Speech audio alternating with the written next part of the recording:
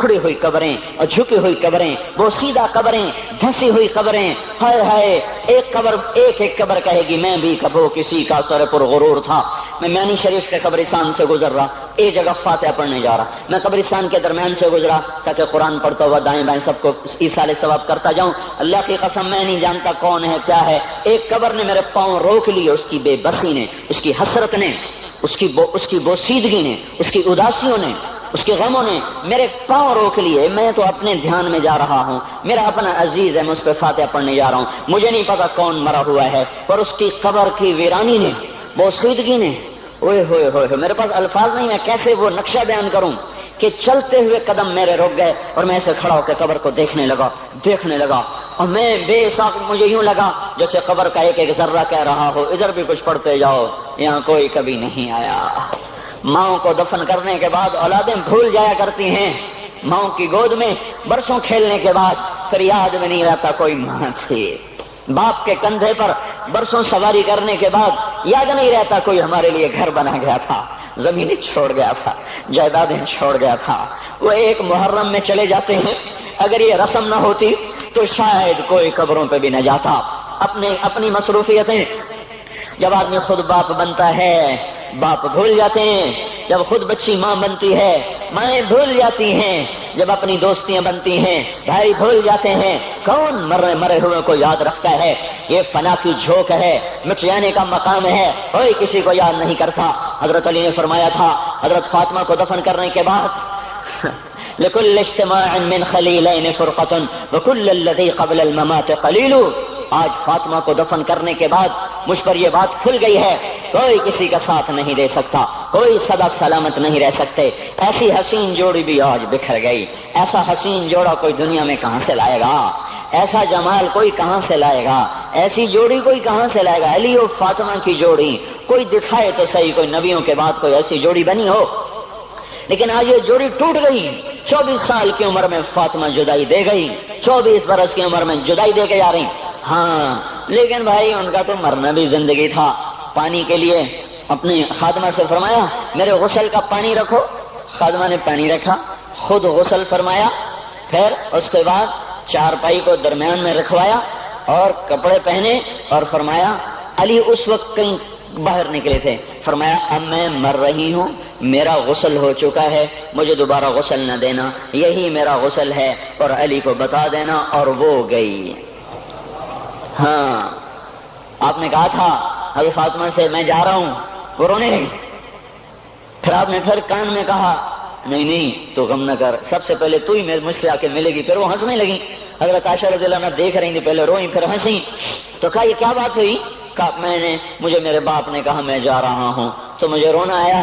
तो फिर उन्होंने फरमाया तो गम न कर, सबसे पहले तू ही मुझसे आके मिलेगी। तो फिर मैं खुश हो गई। बाप के जाने के सिर्फ 6 महीने के बाद अब्बा से मुलाकात हो गई। तो हज़रत अली फरमा रहे हैं आज देखो इन इफ्तिक़ादी फातिमा बाद अहमदा दलील अला अल्ला यदूम खलीलु। आओ देखो मैंने इन्हीं हाथों से मोहम्मद मुस्तफा को कब्र में उतारा था, आज इन्हीं हाथों से मैंने फातिमा को उतार दिया। आज मुझसे कि दुनिया का धोखा खुल गया है, मुझे पता चल गया है कि यहाँ कोई दोस्ती सलामत नहीं रह सकती, कोई घर आबाद नहीं रह सकता। कुल्लु बैतिन व इन तालत सलामतुहा यौमन सतुदरिकुहुन नकबा वल हुबब। ओ मेरे भाइयों, कोई घर कितना आबाद रहे, सलामत रहे, एक दिन आता है कि मकड़ी के जालों के सिवा वहां कुछ नहीं होता, हवाओं की सनसनाहट के सिवा वहां कुछ नहीं होता। अल्लाह का वास्ता देता हूँ, फैसलाबाद से धोखा न खाओ, इसके बाजारों से धोखा न खाओ, होश में आओ, हम गलत जा रहे हैं। और मेरे भाई अगर मर के अल्लाह के पास जाना है तो इस जिंदगी से वापस आओ, मैं अल्लाह का उसके रसूल का वास्ता देता हूँ। अगर मर के कहीं और चले जाना है, अगर मर के अल्लाह के पास नहीं जाना या अल्लाह के रसूल का सामना नहीं है, जो मर्जी करो।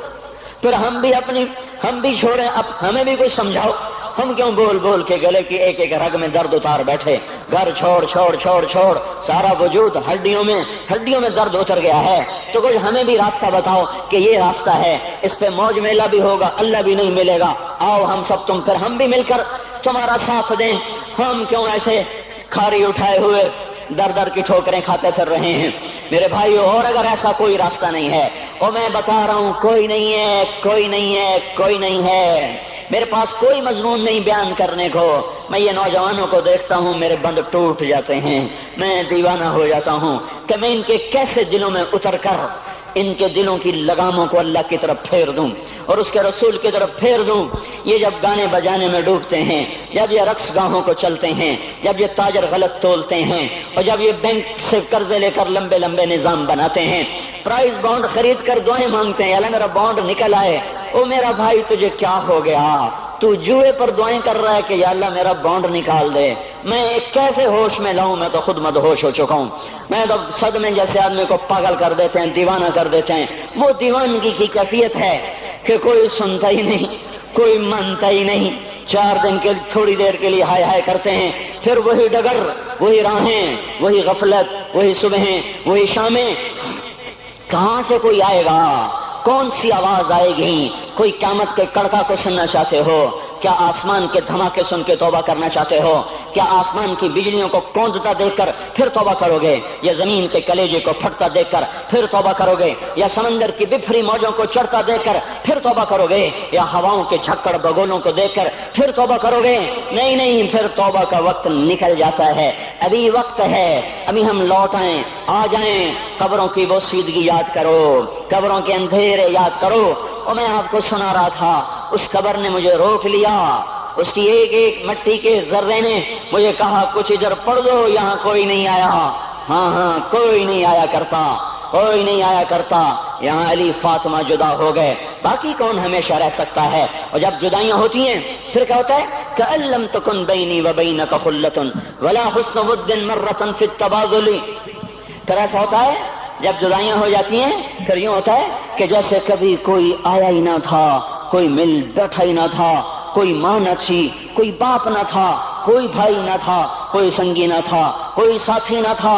اس طرح انسان بھلا دیتا ہے اپنے جھمیلوں میں گم ہو کر، ہنسی مذاق میں گم ہو کر. میں اس قبر میں کھڑا پڑھتا جا رہا ہوں، پڑھتا جا رہا ہوں، پڑھتا جا رہا ہوں. اس کا کتبہ ٹیڑھا ہو چکا ہے زمانے کی گردش نے اور ماضی کے بے رحم گردش نے اس کے سارے کتبے کو کالا کر دیا تھا. مجھے تجسس ہوا، میں دیکھوں یہ ہے کون جس کی قبر نے مجھ جیسے اجنبی کو رونے پہ مجبور کر دیا اور مجھے کھڑا کر دیا. میں قریب ہوا، میں نے جھاڑا تو پر لکھا ہوا تھا اللہ اکبر، رستم ہند امام بخش. رستم ہند، جس کے لیے مہاراج قالین بچھاتے تھے، جس کو ہاتھیوں پہ سوار کروا کے لایا جاتا تھا، جس کے آگے پیچھے ڈھول بجتے تھے. اور جیسے آج کل یہ کرکٹ کے کھلاڑیوں کے آگے پیچھے خلقت ہوتی ہے، یہ وہ دور تھا جب پہلوانوں کے آگے پیچھے خلقت ہوتی تھی. آج اس کی خبر ویران ہو کر کہہ رہی ہے کوئی ادھر بھی تو پڑھ کے جب چلتا جائے، کوئی یہاں بھی تو کچھ تحفہ دیتا جائے. میرے محترم بھائیو، جب موت آئے گی تو کوئی اولاد یاد نہ کرے گی، کوئی ماں باپ یاد نہ کریں گے. مائیں لال بھول جاتی ہیں، ماؤں کو بچے بھول جاتے ہیں، ماؤں کو بچے بھول جاتے ہیں، باپ اولادیں بھول جاتے ہیں، بیویوں کو خامن مل جاتے ہیں، خامدوں کو بیویاں مل جاتی ہیں، یاروں کو یار مل جاتے ہیں. وہ تو ہم ہیں جو جا کے تہہ خاک سو جاتے ہیں. اکیلے تنہا زندگی کا سفر شروع ہو جاتا ہے. علی بن ابی طالب جیسا شاہ سوار، اللہ تعالیٰ کا مکرم محبوب انسان، جس کو اللہ کے نبی نے کہا علی تجھے بشارت ہو، جنت میں تیرا گھر میرے گھر کے سامنے ہوگا. اتنی بڑی بشارت، علی تجھے مبارک ہو، جنت میں تیرا گھر میرے گھر کے سامنے ہوگا. اتنی بڑی بشارت کا لینے والا، روزانہ کی رات کی فریاد. مجھے تو پتہ نہیں کہ میرا یہ بیان قبول ہے کہ مردود ہے. آپ کو پتہ نہیں آپ کی آمد قبول ہے کہ مردود ہے. آج 25 روزے رکھتے ہوئے ہو گئے، کچھ پتہ نہیں اللہ تعالیٰ قبول کرے گا یا رد کر دے گا. بڑی ذات ہے. آج تک زندگی میں کوئی ایک عمل بھی نظر نہیں آتا جس پر ہم دعویٰ کر سکیں یہ کام تو میرا اللہ کو بڑا پسند